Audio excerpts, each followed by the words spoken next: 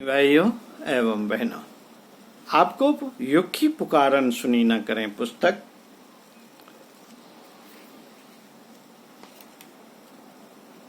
से पढ़कर सुना रहे थे। विषय संप्रदाय और प्रतिभाएं अपनी दिशा बदलें। लेखक पंडित श्री राम शर्मा आचार्य। इसी संदर्भ में पृष्ठ 136 से परम पूज्य गुरुदेव की बातें आपके लिए पढ़कर सुना रहे हैं। साथियों, परमार्थ के नाम पर आज धर्मशाला, प्याऊ, अन्य क्षेत्र बनाने की धूम मची हुई है। धर्मात्मा लोग अस्पताल खुलवाते और स्कूल बनवाते देखे जाते हैं। अमुक वर्ग या वेश के लोगों को ही ब्रह्मभोज, अर्थ, दान दक्षिणा पाने का लाभ मिलता है। इस प्रकार के उपचार लोगों की भौतिक सुविधाएं बढ़ाते हैं, सो ठीक है। सुविधाएं बढ़ें तो इससे किसी को क्या आपत्ति हो सकती है।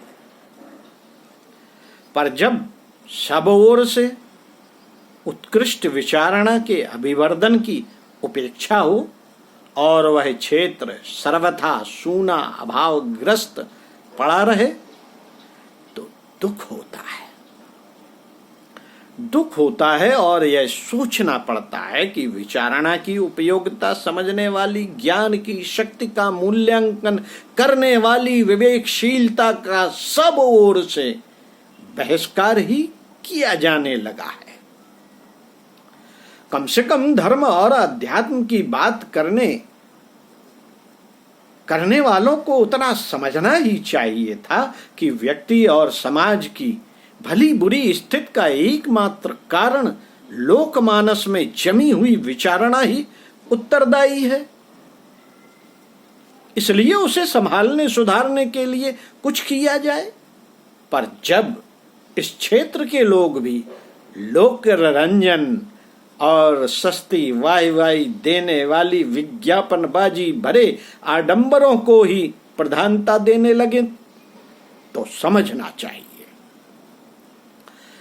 समझना चाहिए कि मानव समाज की दुर्गति से उबारने की दिल्ली अभी बहुत दूर है। साधन सुविधाएं तो इंद्र या कुबेर जितनी बढ़ सकें तो भी कुछ बनने वाला नहीं। अमेरिका की दौलत का भंडार बताया जाता है। अमेरिका को दौलत का भंडार बताया जाता है। वहां सुविधा साधनों की कोई कमी नहीं, फिर भी उस देश का नागरिक कितना क्षुब्ध है। इसका मूल्यांकन यदि हम कर सके होते तो समझते कि धर्म के परमार्थ प्रयोजन के नाम पर जो भौतिक सुविधाएं बढ़ाने की बात चल रही है, वह जड़ सींचना छोड़कर पत्ते छिड़कने जैसी मूर्खता की तरह कितनी खोखली है। यदि हमने तनक भी दूरदर्शी दृष्टिकोण अपनाया होता तो इसी एक निष्कर्ष पर पहुंचना होता कि कम से कम धर्म क्षेत्र में तो विचारणा परिष्कार को प्राथमिकता मिलती। उसके लिए आज जो कुछ भी किया जा रहा है उसके लिए कुछ किया जाने लगता।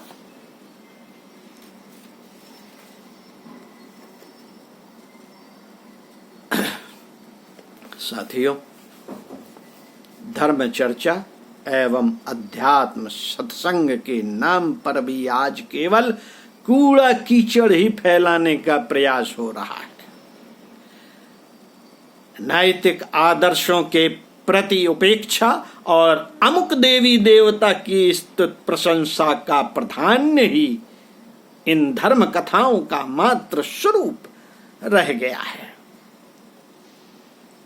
अध्यात्म के नाम पर कल्पना लोक की जाल जंजाल मात्र गढ़कर किए जाते रहते हैं। जीवन के स्वरूप, कर्तव्य, सदुपयोग एवं विकास क्रम का व्यवहारिक मार्गदर्शन इन धर्म चर्चाओं में नहीं के बराबर होता है। वस्तुतः स्वाध्याय, सत्संग और प्रवचनों की एकमात्र दिशा विचारणा के स्तर को व्यवहारिक जीवन में आदर्शवादिता की स्थापना भर होना चाहिए। पर इस स्तर पर जो कुछ भी हो रहा है उसमें अवांछनीयता ही छाई दिखती है। फलस्वरूप उनमें लगने वाला समय और धन एक प्रकार से निरर्थक ही जा रहा है। यदि पल्ले कुछ पड़ता तो वह अनुपयुक्त और अनर्थकर ही होता है।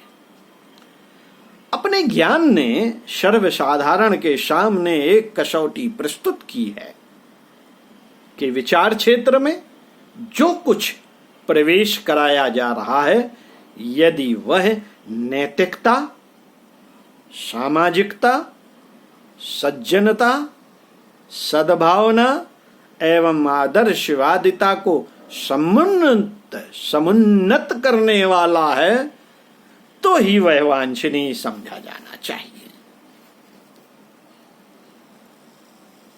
मित्रों, हमें चिर उपेक्षित उत्कृष्ट विचारणा की महती आवश्यकता पूर्ण करने के लिए अधिकाधिक तत्परता दिखाकर उस भूल का प्रायश्चित करना चाहिए जिसके कारण की सर्वत्र भावनात्मक अराजकता और क्रियात्मक उच्छृंखलता का साम्राज्य छा गया। यदि आरंभ से ही जड़ सींचने की बात को ध्यान में रखा गया होता तो यह सुरम्य उद्यान इस प्रकार न मुरझा जाता।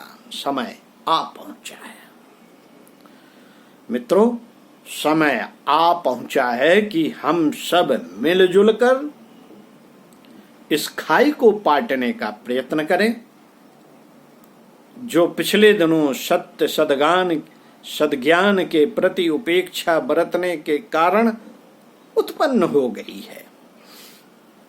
कुछ समय तक यह सभी धर्म एवं परमार्थ के नाम पर चल रहे विविध उपचारों को रोककर आपत्ति काल के आपत्ति धर्म की तरह विचार संकट को दूर करने में लग जाना चाहिए।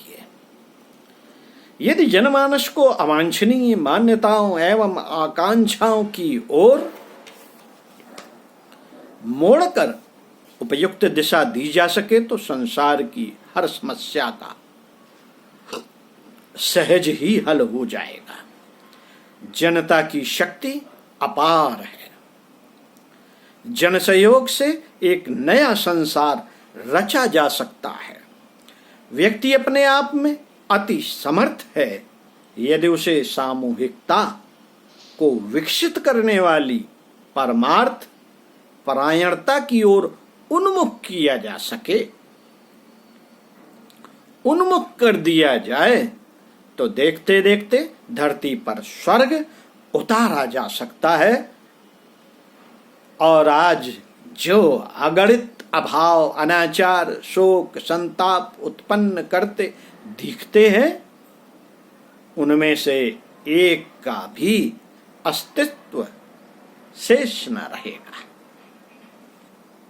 हमें सद्ज्ञान संवर्धन के महान अभियान को अग्रसर करने में एकजुट होकर संलग्न होना चाहिए। हर विवेकवान को समझाया जाना चाहिए कि इन दिनों युग की यही सबसे बड़ी आवश्यकता है। मानव का उज्जवल भविष्य इसी संभावनाओं की पूर्ति के साथ अविच्छिन्न रूप से जुड़ा हुआ है। हमारी परमार्थ इन दिनों बिखरनी नहीं चाहिए, वरन ज्ञान यज्ञ के विचार क्रांति को के एक ही बिंदु पर एकत्रित हो जानी चाहिए। हमारा सारा उत्साह एवं पुरुषार्थ इसी प्रयोजन की पूर्ति में लगना चाहिए। पिछले दिनों जो उपेक्षा बरती गई है उसकी पूर्ति इन दिनों अधिकाधिक उत्साह, उल्लास, आवेश एवं त्याग बलिदान के साथ पूरी की जानी चाहिए। हमारे बीच स्वस्थ प्रतियोगिता चल पड़े कि इस संदर्भ में कौन कितना कर गुजरता है हमारी महत्वाकांक्षाएं इस लक्ष्य पर केंद्रीभूत होनी चाहिए कि किसने नवनिर्माण की दिशा में कितना साहस दुस्साहस कर दिखाया। शौर्य की इन दिनों यही एकमात्र कसौटी हो सकती है कि तुच्छ स्वार्थों के दलदल में फंसी हुई आकांक्षा को किसने लोकमंगल के लिए प्रस्तुत कर अपनी महानता का परिचय किस अनुकरणीय आदर्शवादिता के साथ शानदार परंपरा के अनुरूप प्रस्तुत किया। मित्रों, युग ने ऐसे ही पौरुष की चुनौती दी है, कोई भी उसे स्वीकार न कर सका तो यह बड़े कलंक की बात होगी। हम में से हर एक को अपने से ही कहना चाहिए और सोए मनोबल को जगाकर स्वयं ही अग्रिम पंक्ति में खड़े होने की हिम्मत दिखानी चाहिए। ओम शांति। भगवान कृष्ण आ रहे हैं।